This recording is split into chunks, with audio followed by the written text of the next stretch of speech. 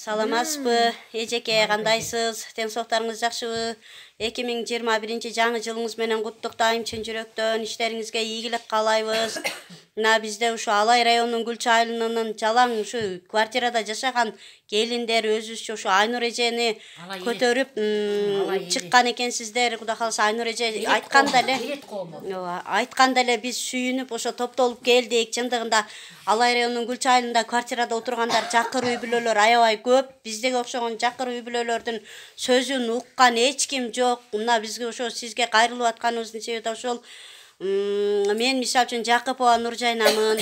Алай районунун Гүлчө айылында квартирада турабыз. 5 балам бар. Мен өзүм иштебейм эч жерде. Полиотерит болуп ооруйм. Жолдошум дагы группага чыгыш керек, мен да группага чыгыш керекмин. Бирок акча жоктугунан ВТКке барсак, акча сурайт, ошонун эсебинен биз чыга албай отурабыз. Бир эле жолдошум иштейт. Жолдошум белден грыжа болуп ооруйт. Өзүбүз ушундай бирөөлөрдүн үйүндө квартирада жашайбыз. Чындыгында Гүлчө айылында азыр квартиралар 2000ге чыгып кетти. Эч бир квартира жок. Мисалы үчүн кирели десек, квартира да жок. 2000ге чыгып 1,5 миңге чейин барып атат. Айла жок. Ушу сиздерге кайрылып, ушул ишиңиздер ишке ашып, Кудайым тилекти ой максатты жеткирет деген үмүттөбүз. Сизге кайрылып отурабыз. Бизге окшогон ушу келин кесектердин үнүн угуп койсуздар деген менен видео ролик кылып жасап сиздерге жөнөтүп отурабыз. Анан айыл өкмөттөргө ошо мүмкүн болсо барсак, эч эшигин биз үчүн ачык кылбайт, жаздык силерди дейт. Мен мисалы үчүн Гүлчөгө убактылычалык квартирантын деп турганмын. Кумпомочторго такыр бизди албайт.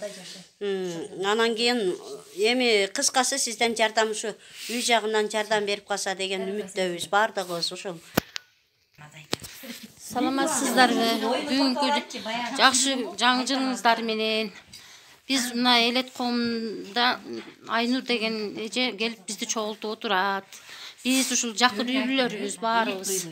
Элет көйгөйүнөн эже бизди ушу үйү жок квартирантта отурамын. Өзүм балалуу чакалуу адаммын. Өзүм иштебейм, инвалидмин. Ушуну угуп койсоңуздар, көчөбүздө болсо көмүр келеби, башка нерсе келеби, продукты келеби, ушуларга алсак, үйүбүз жок. Окшогондорду карап коесуздарбы? Сиздерден сураныч. Үйүбүз дагы жок. Бир жагынан өзүм ооруймун.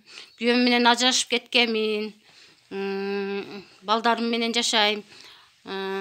Сиздерден больницаларга барсак, акчаң болбосо жата албайт экен же. Азыр бардык жерге барсаң эле акча экен. Көчөбүздө болсо кичине бир бала алайын десең эле, сени жазбайбыз, сен квартирасың, үйүң жок деген күндөрүбүз болду. Ала албайбыз, эч жерге кимге барышыбызды билбейбиз эже. Сизден сураныч. Ушул көйгөйлөрүбүздү карап койсоңуз. Мен Жайчиева Кенжекан Надишовнамын. Мен жастарбы, жаңы жылыңыздар менен. Мен Кулбаева Жаңылай. Мен дагы күйөөм жок, 2 балам бар. Үйүм жок, квартирадамын. Өзүм ден соолугума байланыштуу группага чыга албай жүрөм. Ошо группага чыкканы барсам чыгарбай коюшту. Былтыр авария болгонмун. Ден соолугума байланыштуу ден соолугум ооруп атат.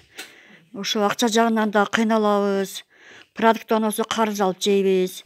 Кайра төлөй албай кыйналабыз. Башка нерселерди да карыз алабыз. Кайра төлөй албай үстөктөн болсо кайра эле карыз алып калып атабыз.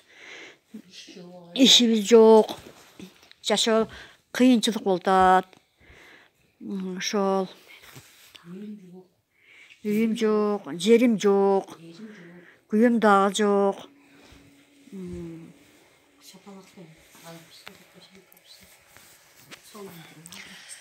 Саламатсыңарбы? Элет коому. Элет көйгөй. Элет көйгөйү. Элет көйгөйү. Биз ушу Марип эже саламатсызбы? Кирип келген жаңы жылыңыз менен. Иштериңиз жакшыбы, ден соолугуңуз жакшыбы? Биз ушу мен Алай районунун Гүлчө селосунда турам. Көп жылдан бери квартирада жашайм.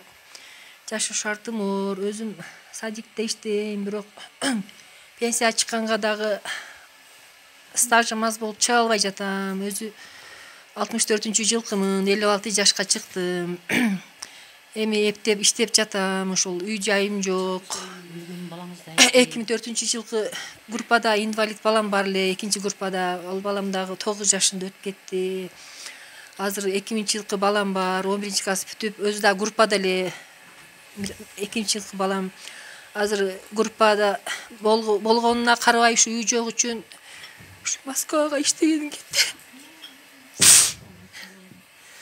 Ушу Москвада иштеп жүрөт, үй жок, дайынан өзү группада, балам жүрөгү ооруйт ревматизм менен. Квартирада жашайм өзүм. Биз семьяда үчөөбүз жашайбыз. Өткөндө көмүр келгенде бардык. Көмүр келгенде барсак 3 семьяга берилбейт деп, 1 семьяга берилет деп зорго көмүр берди.